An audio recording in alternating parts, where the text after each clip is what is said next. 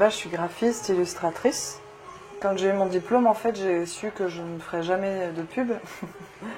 Mais que par contre, dès que je voyais une bobine de fil, en fait, j'étais pleine d'émotions, quoi. C'était plus tous les tissus. C'était vraiment ça qui m'interpellait et qui me parlait.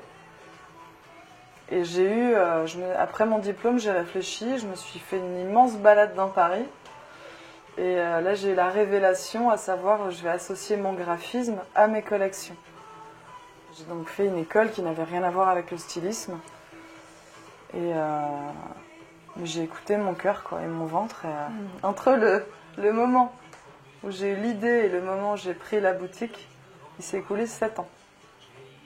Et j'ai créé donc un logo qui est donc représenté par cette petite poupée.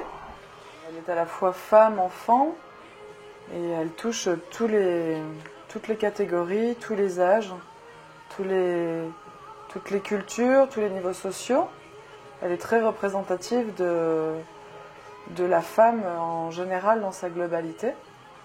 C'est elle en fait qui a vraiment défini le parcours de la marque, parce que les gens vraiment étaient accaparés par ce visuel. Et beaucoup de femmes de tous les âges se retrouvent dans ce dessin.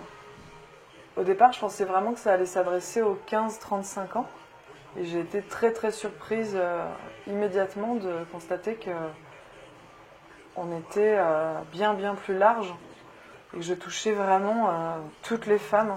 Tout est fait à Paris, la création, la fabrication, le montage, la coupe et la sérigraphie que je fais également. Et donc mes ateliers sont à Paris. Je reste dans des collections très classiques, très basiques. Enfin, toute la différence se fait en fait par l'apparition de ce dessin qui est ou suggéré ou imposé sur le modèle. Différentes dimensions, différentes couleurs, différentes tailles. À l'époque, je m'appelais Nini Wozniak et je trouvais qu'il n'y avait aucune corrélation en fait entre le nom et le dessin, le logo. Et il y avait comme un glissement, il n'y avait plus de sens. Et donc j'ai bien observé en fait le dessin et je me suis dit mais à quoi correspond cette petite. Et je voulais un nom très français, très parisien, très Montmartre, les gamins de Paris, vraiment où il y ait toute cette âme en fait. J'ai pensé à la Parigotte, tout simplement. Et là j'ai foncé à l'INPI et il n'était pas déposé. J'ai eu énormément de chance. Ce qui m'inspire, c'est la rue, les gens. Énormément, ça peut être, je peux me balader en vacances, en week-end ou au Franprix. Je vais tilter sur une fille, sur un sac, sur une démarche, ça se passe vraiment dehors. Et parfois, je sais pas, il y a un truc qui pousse en moi comme ça, qui naît et ça me prend, j'ai envie de dessiner, je sais pas, une cage avec un oiseau, c'est n'importe voilà.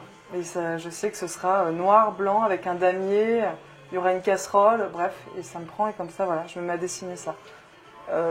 Créer, lancer une marque, c'est forcément, ça demande énormément de paramètres et de polyvalence.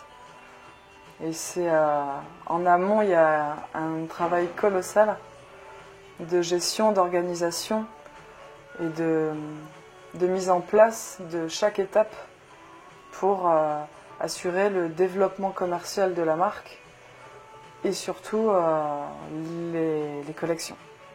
Donc c'est énormément de travail.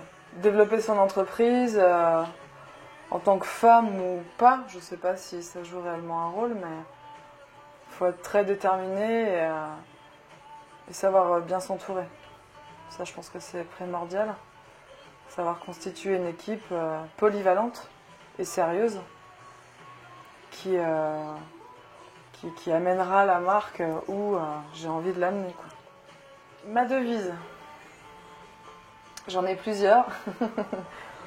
Convaincu convaincra, ça c'est clair. Dieu est en toi, il est nulle part ailleurs, je pense. Et sans travail, le talent n'est rien.